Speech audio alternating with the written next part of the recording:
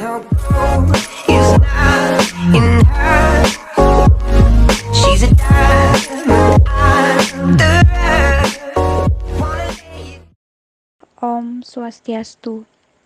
Terima kasih untuk waktu yang sudah diberikan kepada kelompok 6. Kami akan mempresentasikan materi mengenai merancang dan mengelola komunikasi pemasaran terintegrasi. Peran komunikasi pemasaran. Peran komunikasi pemasaran dalam pengelolaan sebuah perusahaan sangatlah penting. Terlebih lagi, dengan semakin maraknya persaingan bisnis di segala sektor usaha. Hal ini membuat perusahaan wajib membina komunikasi dan hubungan dengan pelanggannya supaya tetap dapat bertahan. Oleh karena itu, komunikasi pemasaran tidak lagi hanya menjadi beban pemikiran divisi pemasaran saja, melainkan menjadi tugas dan tanggung jawab seluruh divisi. Bisa dikatakan, komunikasi pemasaran merupakan bagian dari solusi bisnis dan bukan hanya solusi pemasaran semata. Berdasarkan konsep komunikasi pemasaran terintegrasi, perusahaan secara komunikasi pemasaran terintegrasi terpadu membentuk identitas merek yang kuat dan dengan mengikat bersama serta memperkuat citra dan pesan yang ingin disampaikan perusahaan. Selain itu, komunikasi pemasaran terintegrasi yang dilakukan dapat menghasilkan konsistensi komunikasi yang lebih baik, anggaran komunikasi yang lebih efektif, dan dampak penjualan yang lebih besar. Pembahasan merancang dan mengelola komunikasi pemasaran terintegrasi. Hal-hal yang akan kami jelaskan dalam presentasi hari ini yaitu pengertian komunikasi pemasaran, langkah utama dalam mengembangkan komunikasi efektif, bauran komunikasi dan faktor-faktor yang menentukan bauran komunikasi pemasaran, dan mengelola komunikasi pemasaran terintegrasi. Untuk pengertian komunikasi pemasaran akan dilanjutkan oleh teman saya. Waktu dan tempat saya persilahkan.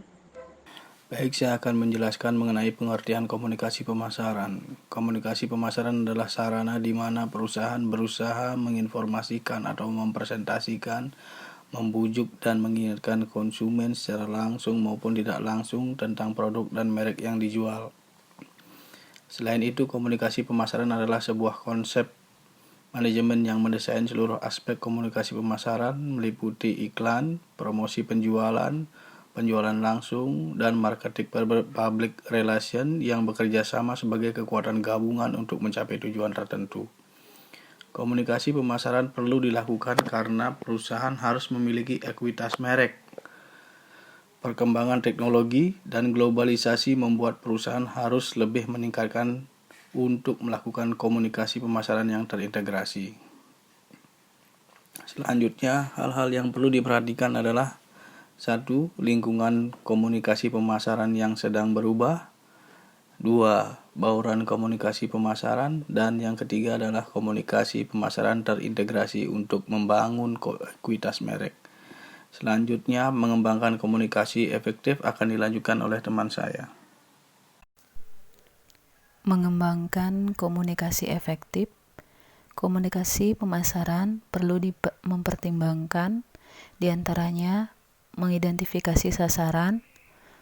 Proses ini dimulai dengan menentukan sasaran yang jelas yaitu pembeli potensial produk perusahaan, pengguna saat ini, mengambil keputusan, atau pemberi pengaruh perorangan, kelompok, masyarakat tertentu, atau masyarakat umum.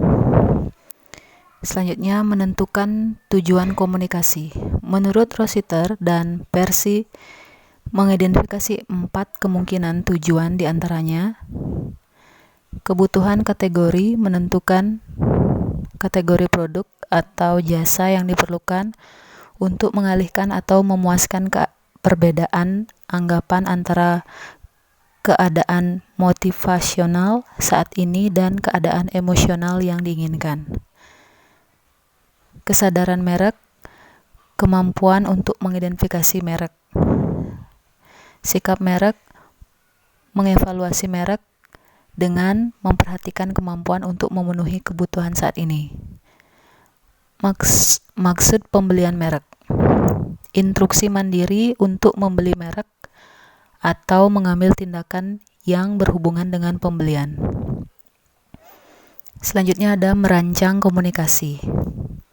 Merumuskan komunikasi untuk mencapai respon yang diinginkan memerlukan 3 langkah, yaitu strategi pesan, manajemen mencari daya tarik, tema atau ide yang terkait dengan positioning merek, dan membantu menentukan titik paritas atau titik perbedaan.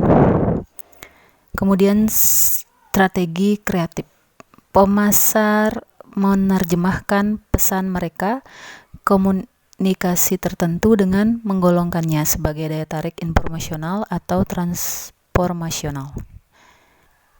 Di antaranya daya tarik informasional mengolaborasi atribut atau manfaat produk atau jasa. Contoh, iklan solusi masalah Excedrin menghentikan sakit kepala yang sangat parah. Daya tarik transformasional mengolaborasi manfaat atau citra yang tidak berhubungan dengan produk. Contohnya, pengalaman dari penggunaan merek Pringles atau Once You Pop Up, the fun don't stop. Sumber pesan. Pesan dihantarkan oleh sumber yang menarik atau terkenal dapat menarik lebih banyak perhatian dan ingatan. Karena itulah pengiklan sering menggunakan selebritis sebagai juru bicara. 3 kredibilitas sumber yang paling mendapatkan nilai tinggi adalah keahlian, kepercayaan, kesukaan orang terhadapnya. Contoh, Dr. Robert Jeffrey, pencipta jantung buatan, sukses dengan iklan obat kolesterol Lipitor. Bauran komunikasi pemasaran dan faktor-faktor yang menentukan bauran komunikasi pemasaran. Perusahaan harus mengalokasikan anggaran komunikasi pemasaran atas 8 model komunikasi utama, yaitu pertama iklan, 2 promosi penjualan, 3 hubungan masyarakat dan publisitas, 4 acara dan pengalaman, 5 pemasaran langsung, 6 pemasaran interaktif, 7 pemasaran dari mulut ke mulut, dan 8 penjualan personal. Faktor-faktor yang menentukan bauran komunikasi pemasaran. 1. Jenis pasar produk. Secara umum, penjualan personal lebih sering digunakan dalam barang kompleks dan dalam pasar dengan penjual lebih sedikit. Meskipun pemasar lebih sedikit menggunakan iklan dibandingkan kunjungan penjualan dalam pasar, sehingga iklan masih memainkan peran yang sangat penting. Tenaga penjual perusahaan yang dilatih dengan efektif dapat menghasilkan 4 kontribusi penting, di antaranya peningkatan posisi stok, pembentukan antusiasme, penjualan misioner, manajemen akun kunci. 2. Tahap kesiapan pembeli.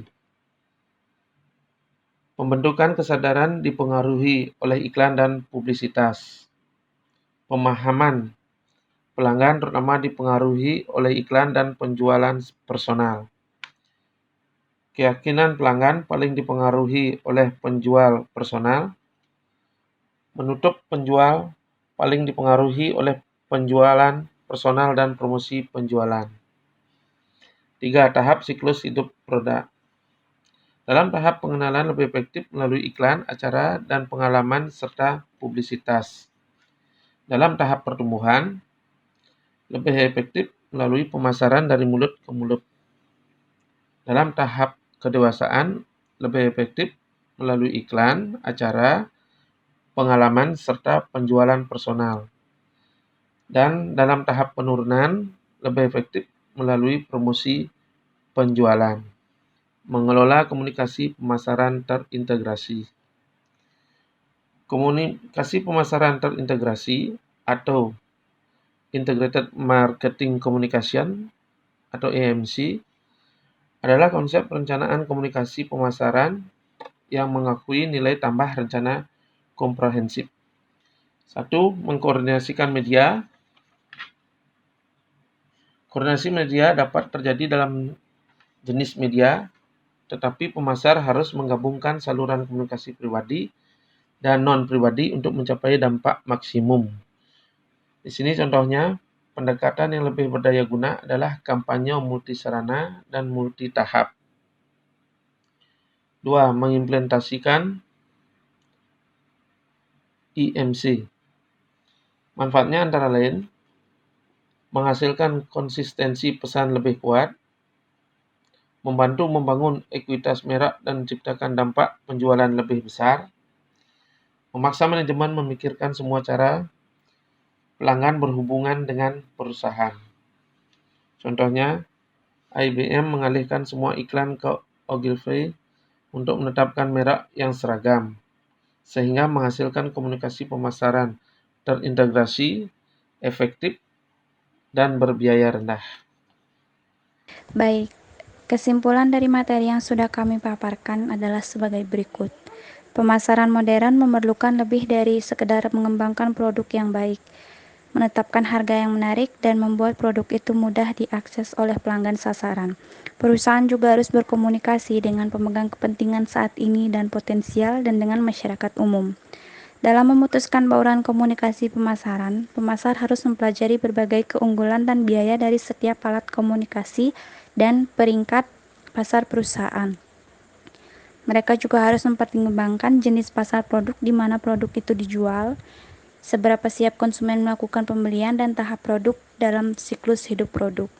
Mengelola dan mengkoordinasikan seluruh proses komunikasi memerlukan komunikasi pemasaran terintegrasi atau IMC.